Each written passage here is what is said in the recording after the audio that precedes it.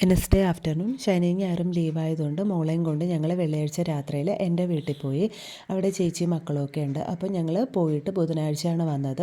വരുന്ന വഴിയിൽ തന്നെ ഇല്ലാത്ത പച്ചക്കറിയൊക്കെ മേടിച്ചുകൊണ്ട് വന്നു. കൂടെ തന്നെ ചേമ്പും കിഴങ്ങും ഉണ്ടായിരുന്നു. അപ്പോൾ 1 കിലോ 100 രൂപയാണ്, അതും മേടിച്ചുകൊണ്ട് വന്നു. പിന്നെ ഞാൻ വീട്ടിൽ നിന്ന് പപ്പായ, കറിവേപ്പില ഇതൊക്കെ കൊണ്ടുവന്നു. കൂടെ രമ്പയിലയുടെ ഒരു ചെടിയും കൂടെ കൊണ്ടുവന്നു. അപ്പോൾ ഇത് ബിരിയാണിയും ചിക്കൻ കറിയൊക്കെ ഉണ്ടാക്കുമ്പോൾ ഞാൻ ഇടാറുണ്ട്. നല്ല മണമാണ്, എനിക്ക് ഒത്തിരി ഇഷ്ടമാണ്. മുൻപ് ഇവിടെ ഇതിൻ്റെ തൈ ഉണ്ടായിരുന്നു, അപ്പോൾ ഇപ്പോൾ ഇല്ല. അതുകൊണ്ട് ഞാനൊരു ചെറിയ തൈയും കൂടെ ഉണ്ടെന്ന് പൊടിപ്പിക്കാൻ വേണ്ടിയിട്ട്. പിന്നെ വീട്ടിൽ അമ്മ മല്ലിയും മഞ്ഞളും മുളകും ഒക്കെ പൊടിച്ചു. അപ്പോൾ കുറച്ച് കൂടുതൽ മഞ്ഞളുള്ളതുകൊണ്ട് ഞാനും കുറച്ച് കൊണ്ടുവന്നു. അത് കഴിഞ്ഞിട്ട് വരുന്ന വഴിയിൽ ഞങ്ങൾ നഴ്സറിയിൽ കയറി. ഓരോ മാസം നമുക്കിങ്ങനെ പയറും ശർക്കരയും എണ്ണ അതുമൊക്കെ കിട്ടാറുണ്ട്, കുഞ്ഞിന് 6 മാസം ആവുന്നത് വരെ, പ്രഗ്നൻ്റ് ആയിരിക്കുന്ന ടൈം മുതൽ.